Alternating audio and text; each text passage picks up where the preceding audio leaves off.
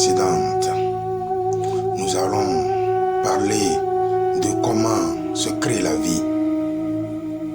Pour créer, l'homme et la femme devraient s'unir sexuellement.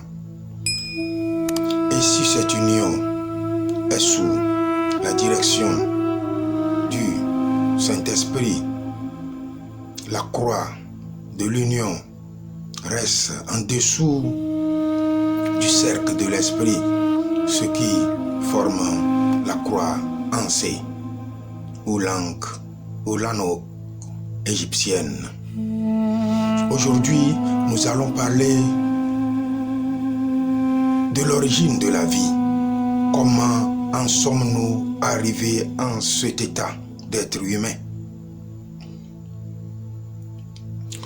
Avoir la déclaration d'Atum, le grand Dieu, notre ancêtre, ou Amun, il dit « Je suis le iode sorti du Nun ».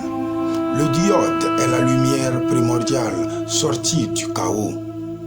Il dit ensuite « Je suis le 1 qui est devenu 3 ». Et le 3 s'est multiplié à l'infini pour créer les univers, le ciel et la terre. Ainsi déclara Atum. Dans une vidéo, je vous ai expliqué qu'au début du Big Bang, il y avait tellement de la chaleur que rien n'était possible.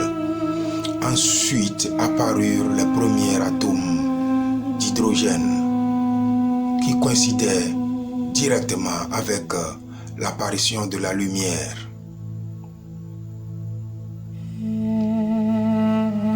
Chronologiquement, dans les Saintes Écritures que nous appelons Bible, dans la Genèse 1, du verset 1 jusqu'au verset 10, nous avons vu comment Dieu a créé les univers, le ciel et la terre. Cette énergie qui est Dieu, cette énergie qui est la vie, a donné lumière, a donné naissance premièrement aux lumières. C'est ainsi que Dieu dit que la lumière soit. Selon les astrophysiciens ou selon ce que nos satellites Hubble et autres observent, nous voyons qu'au commencement de toute création, il y a le soleil. C'est ainsi qu'a apparu la lumière. Après refroidissement, autour de ces soleils ou bien autour de ces étoiles se forment les planètes. Et nous appelons ça un système solaire. Dans l'univers, qu'est-ce qu'on observe? Nous observons toujours au milieu du système solaire une étoile ou un soleil plutôt, autour desquels gravitent les planètes. Et c'est ce soleil central qui nourrit ou qui maintient l'équilibre de ce système. Dans notre univers ou dans notre système solaire, nous avons le soleil et puis nous avons les planètes qui gravitent autour.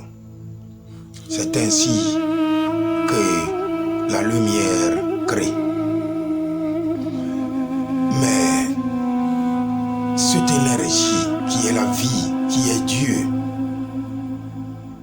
à partir du verset 10, il est bien déclaré que Dieu créa, que Dieu sépara entre les eaux et la terre sèche.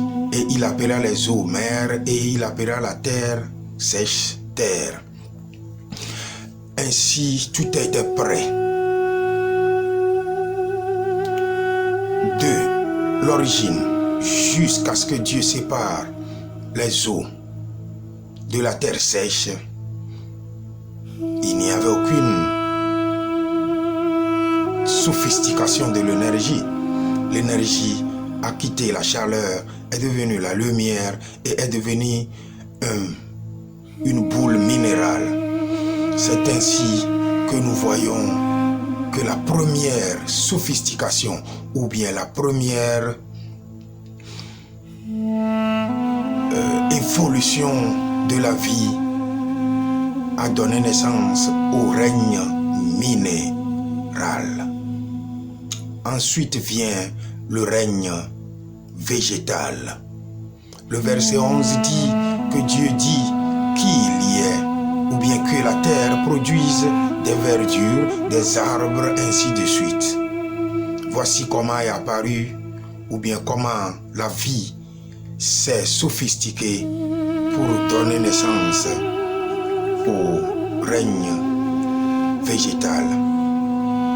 Après, c'est le règne animal. Depuis les origines, l'énergie qui est la vie a évolué en passant par les règnes minéral, les règnes végétal, le règne animal et l'humanoïde. Ainsi, les 4 règnes résident sur la terre. C'est pourquoi dans la Kabbale, on appelle la terre Malkout, qui signifie le royaume.